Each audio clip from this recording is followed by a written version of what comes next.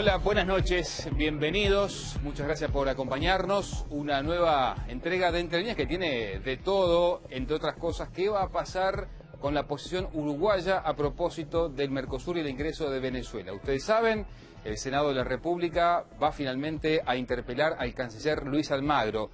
Desde el gobierno se ha dicho por parte de sus principales voceros que todavía no está la última palabra dada. Es más, la propia bancada oficialista ha hecho esta aclaración. Se espera el 31 de julio, ahora en la próxima cumbre en Río de Janeiro.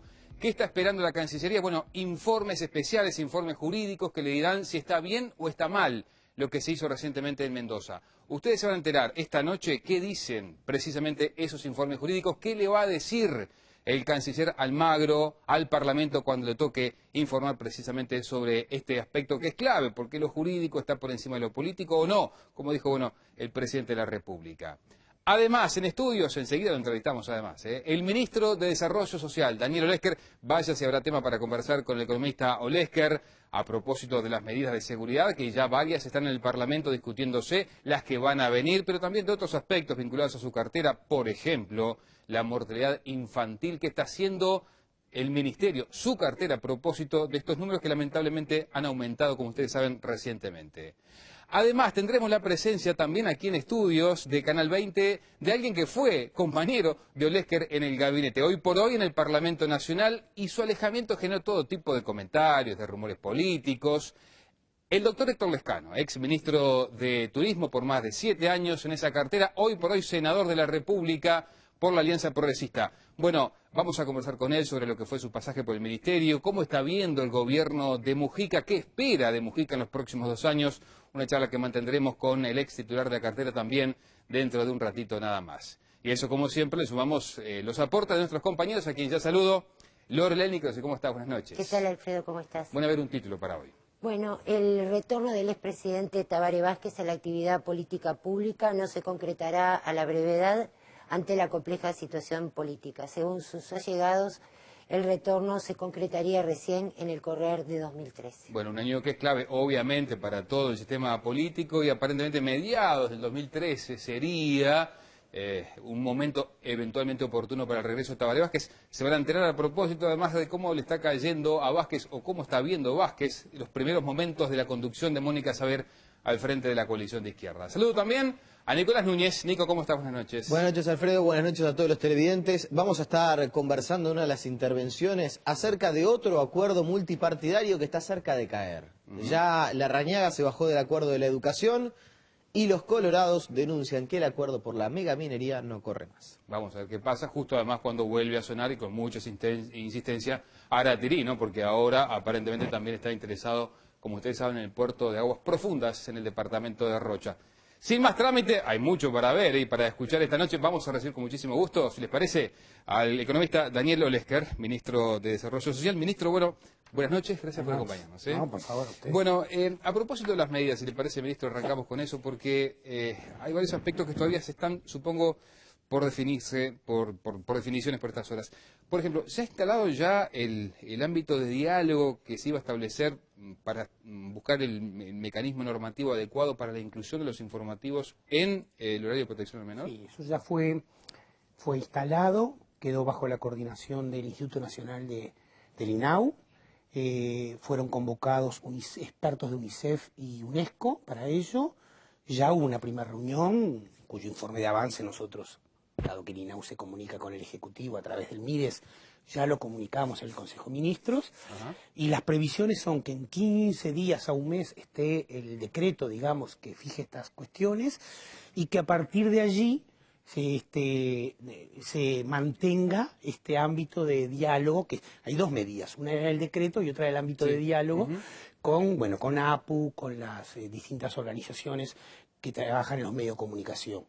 Quizás ya haya habido entre esta primera reunión que yo informé alguna otra reunión más, pero digamos, este es el proceso, está instalado, eso quedó bajo la coordinación del MIDES INAU y con el apoyo de estos expertos de UNESCO y UNICEF. ¿Qué dice ese primer informe, ministro? Ese primer informe dice que es viable generar un conjunto de contenidos que haya que respetar a lo largo del horario de protección al menor, que hay experiencia, que hay criterios universales y ellos habían pedido un poco más de tiempo, para trabajarlo. Nosotros, de alguna manera, como nos comprometimos cuando largamos las medidas, las 15 medidas que rápidamente íbamos a mandar, bueno, 4 proyectos de ley ya mandamos, 3 se estarán mandando en las próximas semanas, y los que no tienen decreto ni ley ya tienen fecha de lanzamiento. Nos pareció que entre 15 días y un mes era un plazo razonable y estamos a la espera de los informes más precisos.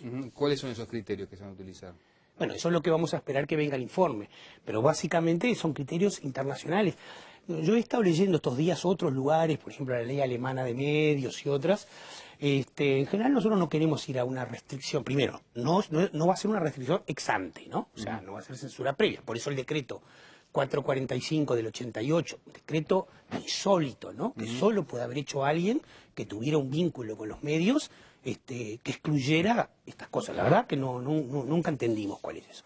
Pero ese decreto, al mismo tiempo que excluía los informativos, tenía el tema de que era con censura previa. Nosotros vamos a un mecanismo ex post con sanciones como normales, como hay cuando no se cumplen las cuestiones, y fundamentalmente orientado, digamos, a prevenir en los menores escenas de violencia. ¿Cuál es el límite? Obviamente cualquiera, lo han dicho los propios jefes de informativos, en lo del Panchero a la pasiva nos pasamos, lo han reconocido todos. Sí. No, nosotros estamos pensando que hay límites que hay que fijar, y esos son los expertos los que lo saben, y cuando tengamos el informe lo vamos a comunicar. Usted sabe que Andebu se ha pronunciado sobre esto, ha dicho, y leo textual: cuando los gobiernos pretenden ejercer control sobre los medios y sus contenidos, se produce una inversión del rol que corresponde a cada uno, desvirtuando la calidad democrática de la sociedad, dice Andebu. No estoy de acuerdo. Acá no se pretende controlar nada, se pretende que lo que se pase esté adecuado a una sociedad que quiere la vida y la convivencia, nada más. Y esto existe en todas partes del mundo. Los expertos de UNICEF y UNESCO han estado afines a que esto debe existir, y cuando tengamos el resultado discutiremos el resultado concreto con las organizaciones, obviamente. ¿Se va a instalar, ministro, un mecanismo tecnológico de control? Se hablaba de un software que funciona en la República Argentina. No conozco los detalles de eso. Una vez que esto quedó en manos de este equipo, tenemos con el ministro del Interior un poco la tarea del seguimiento de las 15 medidas, pero no estamos en los detalles de todas ellas. Usted decía, algunas que ya tienen fecha, que van por resolución. ¿Cuándo van a ser esas otras medidas que tienen fecha? Respecto a las plazas de convivencia ciudadana, ¿sí? La rendición de cuentas, que porque todavía recién fue al Parlamento, que es una rendición de cuentas que decide invertir, pues lo podemos ver en detalle, unos 800 millones de pesos de los 2.800 que se adicionan para proyectos de interés social prioritario. Bueno, esa rendición de cuentas ya previó unos 40 millones de pesos, 2 millones de dólares para los próximos 3 años, y la idea es ir trabajando un par de plazas de convivencia por año. Obviamente, como son en Montevideo y Canelones, queremos discutir con los intendentes cuáles, pero sí tenemos definidas las de este año, que son la Plaza del Cerro y la plaza del barrio Ituzaingó. ¿Y cómo van a funcionar esas plazas, ministro? Bueno, esas plazas son plazas que van a tener, lo basal, lo mínimo es la Plaza Liber Sereni, para que la gente un poco entienda, digamos, ¿no? Pero ¿qué más van a tener que la Plaza Liber Sereni? Van a tener piscina cerrada, ¿no? O sea, van a tener un local cerrado que permita hacer actividades culturales. Los departamentos de cultura y las intendencias llevarán allí obras de teatro, murgas, etcétera.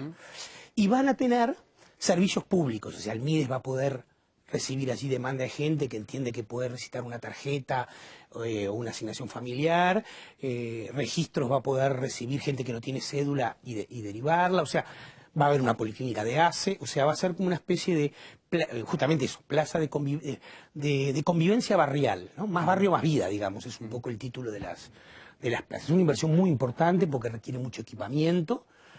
Tenemos la ventaja que el Ministerio de Turismo y Deportes ya tenía previsto en su obra de infraestructura el reforzar estas plazas. Se le agrega La Teja, se agrega Paso Molino, algunas de Canelones como Barros Blancos y Las Piedras. Y, y vamos a intentar replicar estas experiencias en el interior, obviamente sin la inversión en infraestructura, porque ya no está previsto, claro, pero tratar de generar centros de servicios también en las plazas principales del interior. ¿Quién se va a encargar del mantenimiento y eventualmente del control? Ministerio de Turismo y Deportes es el coordinador de este proyecto, y lo integramos además MIDES, Ministerio del Interior, MEC y las intendencias que correspondan a cada lugar.